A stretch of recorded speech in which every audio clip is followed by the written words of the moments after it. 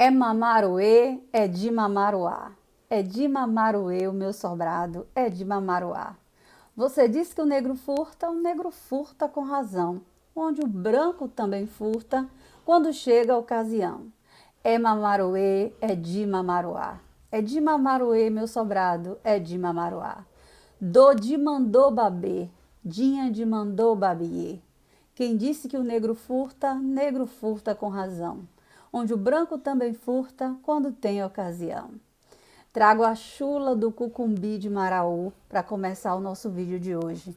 Se inscreva no canal, ative para as notificações e dê direito a mais um aluno, aluna, colega, professor, a mais alguém conhecer as histórias das mulheres negras empoderadas da Bahia em diferentes temporalidades, cidades, arraiais, fazendas e localidades. Bom, o vídeo de hoje é para falar sobre o protagonismo dessas mulheres negras nas festas durante o período colonial e imperial. Você sabia que essas mulheres negras, elas faziam festa de coroação de reis e de rainhas negras? E que hoje se traduzem em festividades por toda a Bahia, como os ternos, os reis e os reisados? Então, precisamos contar para os nossos alunos que essas mulheres também figuram no protagonismo dessas festas. O artigo que as histórias de hoje, elas também estão publicadas neste livro, né, Estudos Étnicos Africanos. Foi organizado pela professora Maria do Rosário e meus colegas Cláudio, Wesley e Wagner. E tem um texto meu intitulado, vejamos aqui, Festas Negras, Nação, Identidade e Festividade sob o Império Escravista Sul-Baiano. Eu queria, além de abrir com a festa de Cucumbi, falar que eu discuti também o Mandu de Maraú, o Cucumbi de Maraú, como festas organizadas na época da escravidão e de protagonismo feminino. Eu quero ler duas correspondências que vocês precisam contar para os alunos sobre como as autoridades encaravam as festas organizadas pelas culturas negras, de uma dimensão simbólica riquíssima. A primeira delas vem da vila de Barra do Rio de Contas, hoje Itacaré. Era dezembro de 1841 e o juiz local contava num relato para a polícia da província dizendo o seguinte, que era costume desde a criação daquela vila que os devotos, homens e mulheres negros, costumassem a fazer as festas na primeira oitava do Natal para Nossa Senhora do Rosário e na segunda oitava para São Benedito. E que procedendo aquele ano, as esmolas pelas casas, as cantorias, as mulheres andando descalças, cantando. Imagine que cena linda, acompanhando a imagem de São Benedito, aquela população de diferentes lugares do continente africano, uma segunda geração que já havia nascido ali, unidos cantando para homenagear os seus santos de devoção. Só que a polícia, tudo que vem acontecendo hoje da polícia com as populações negras tem uma história bastante antiga. Nesse caso, o juiz conta que ele pediu para que os policiais Francisco Pinto e um outro fizessem a patrulha dessas mulheres durante a procissão, que estavam acompanhando a imagem descalças. E no momento ou outro, na vila de Maraú, lá na vila de Barra do Rio de Contas, na Rua do Outeiro, por um desentendimento qualquer, aconteceu que um policial esbofeteou uma dessas mulheres, que outro negro reagiu e que, por sua vez, desencadeou uma verdadeira confusão naquela que era uma festa de devoção. E eu pergunto a vocês, qual o risco e quais ameaças uma mulher negra descalça cantando a São Benedito ofereceu para a sociedade local a ponto de que a polícia a esbofeteasse? E mais, disso aí gerou uma série de violências que duraram dias, ocasionando inclusive uma morte de alguém negro, né?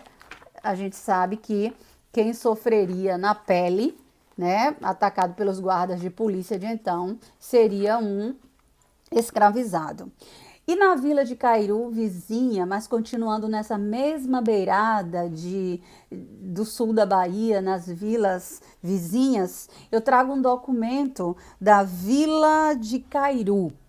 Tem vários documentos, mas para que o nosso vídeo fique curto e que o nosso aluno entenda e compreenda bastante como é que essas mulheres festejavam, eu vou trazer a história da coroação de reis e rainhas negras que estavam incomodando naquele ano, e o documento que eu trago aqui foi escrito pelo delegado Francisco Xavier de Souza, juiz municipal e delegado suplente, que ele estava horrorizado.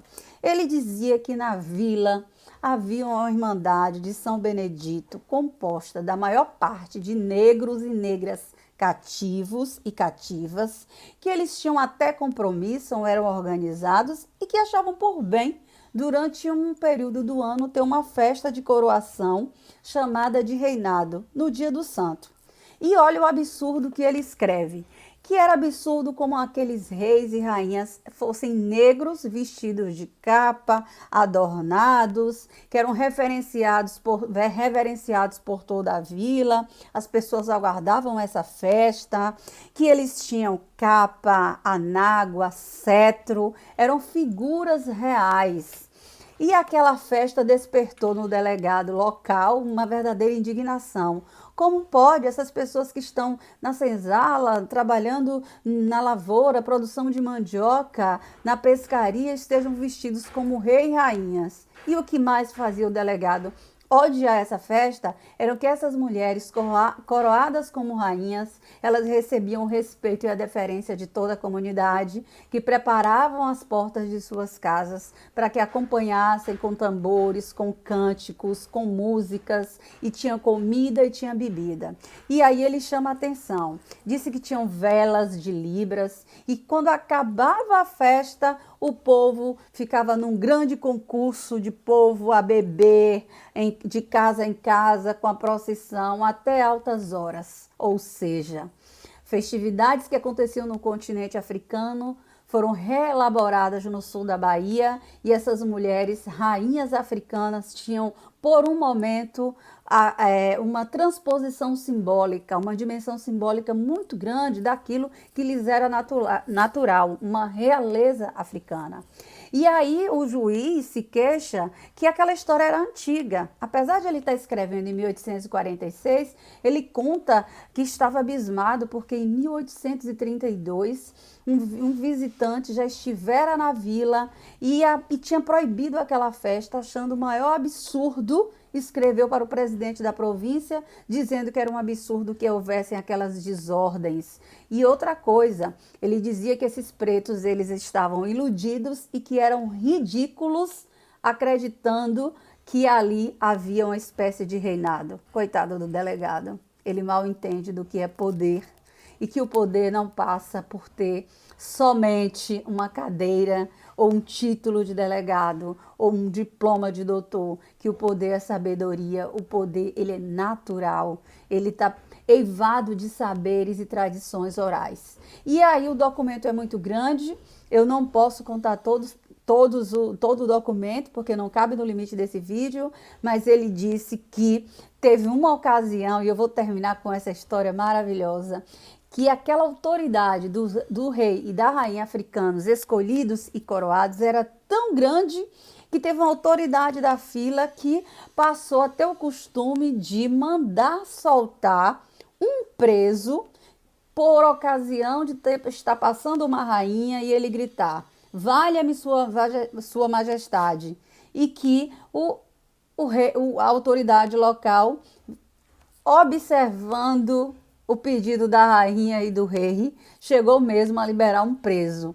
Ou seja, aquela irmandade, a quebra da rotina do trabalho e do sofrimento com um reinado que era mais do que uma representação teatral na leitura do branco ignorante que disse que eles estavam sendo ridicularizados. Na verdade, mal sabia ele que o ser rei e rainha era algo totalmente comum dos povos africanos.